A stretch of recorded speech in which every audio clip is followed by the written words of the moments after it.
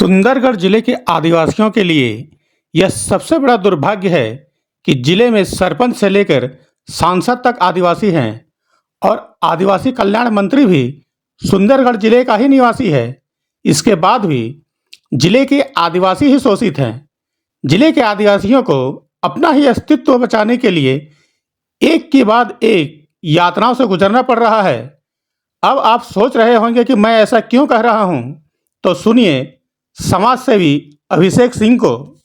मैं अभिषेक सिंह कि मैं और मेरी टीम विकास के खिलाफ नहीं है, पर विकास करने के लिए जो तरीका अपनाया जा रहा है उसके हम लोग कड़ा विरोध करते हैं। मंटोला बस्ती जब सिविल टाउनशिप नहीं बसा था तब का बसाया बस्ती है। उस बस्ती को शॉर्ट नोटिस में तोड़ना एक आश्चर्यचकित कर देने वाली बात है, और ख़ासकर इस ठंड के समय में, इस मौसम में बिना किसी को असियारा दिए हुए उनका असियाना छीनना बहुत गलत है।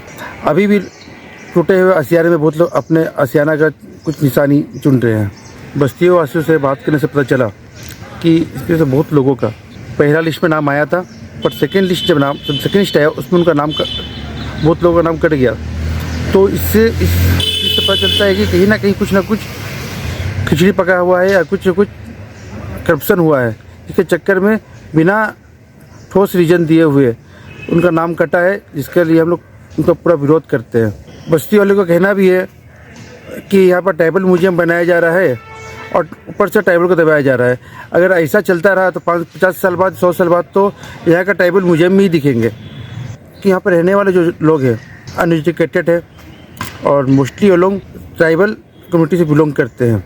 तो उनका ये कहना है कि जिस देश का राष्ट्रपति एक हमारे प्रदेश की एक ट्राइबल लेडीज है, जिस देश का हमारा केंद्रीय मंत्री जो है ट्राइबल केंद्रीय मंत्री, और हमारे क्षेत्र का चुना हुआ सांसद है, और उनके क्षेत्र में ऐसा हो रहा है, ऐसा ही सच में एक बहुत दुखद घटना है। बस्ती वासियों से बात करने से एक चीज़ मालूम चला कि बस्ती वासी हमारे जो लोकल नेता हैं, लोकल एमपी है, लोकल सांसद है, उनसे उनका बहुत अपेक्षा था।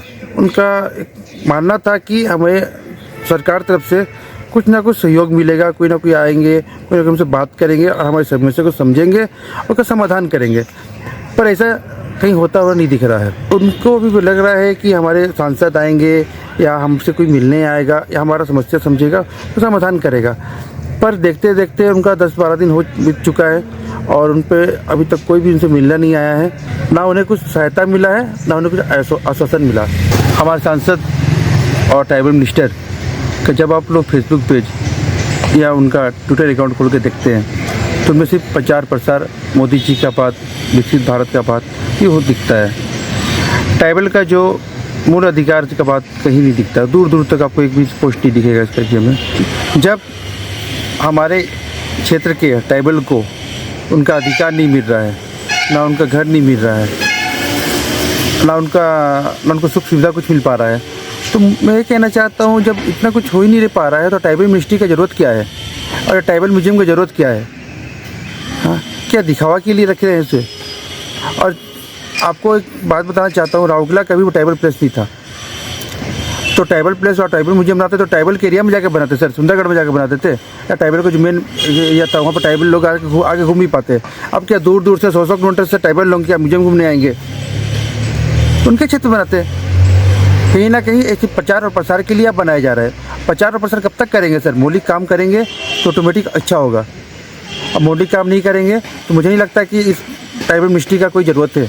यहाँ कहना गलत नहीं होगा कि विकास के नाम पर जंगल उजाड़े जा रहे हैं और वाइल्ड लाइफ सेंचुरी बनाए जा रहे हैं। पहले जंगली जानवरों का जमकर शिकार हुआ और फिर संरक्षण के नाम पर इन्हें पिंजरों में कैद कर दिया गया। ठीक इसी तरह सुंदरगढ़ जिले से धीरे धीरे आदिवासियों की जमीन कभी माइंस के लिए तो कभी रेल पटरी के लिए और कभी फैक्ट्री के लिए लिया गया। पुनर्वास के नाम पर आशियाने उजाड़ दिए गए और फिर आदिवासियों के पुतले संग्रहालय में सजाए गए और इन सब को देखने के लिए सैकड़ों रुपया का टिकट लगाया गया।